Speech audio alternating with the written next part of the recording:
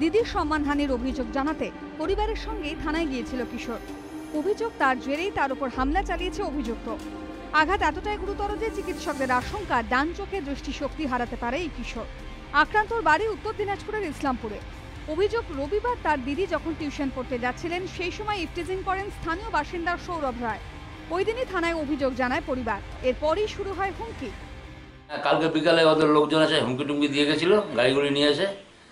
তারপরে রাত্রেবেলা ওরা গ্রাফটা জ্বালিয়ে দিল। তাতেও অবশ্য পরিবারটি পিছু হটেনি। অভিযোগের জেরেই মঙ্গলবার বিকেলে দ্বাদশ শ্রেণীর ওই ছাত্রীর ভাইকে বেধড়ক মারধর করে অভিযুক্ত। সঙ্গে ছিল তার পরিবার ও কয়েকজন বন্ধু। ইসলামপুর মহকুমা হাসপাতালে চিকিৎসা চলছে আক্রান্ত কিশোরের।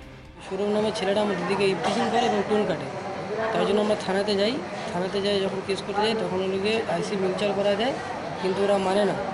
ওরা ওগুলোকে তখন আমাকে ধমকি দেয়, তোকে মারবো। তো আমাকে মঙ্গলবার সন্ধ্যাবেলা কিছু দুষ্কৃতী নিয়ে গিয়ে আমাকে বেধড়ক মারধর করে। ঘটনার প্রতিবাদে আক্রান্ত কিশোরের পরিবারের পাশে দাঁড়ায় স্থানীয় ক্লাব। ছাত্রের ভাই ওই ক্লাবেরই সদস্য। অভিযোগের জেরে বৃহস্পতিবার ভোরে ওই ক্লাবেও আগুন লাগায় অভিযুক্ত যুবক ও তার সঙ্গীরা।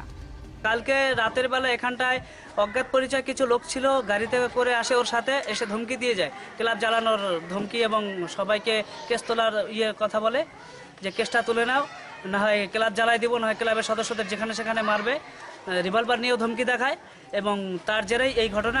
ছাত্রীকে ইফটিজিং, ভাইকে মারধর, ক্লাবে হামলা, একের পর এক অভিযোগ উঠলেও অভিযুক্ত যুবককে অবশ্য এখনো গ্রেফতার করতে পারেনি পুলিশ।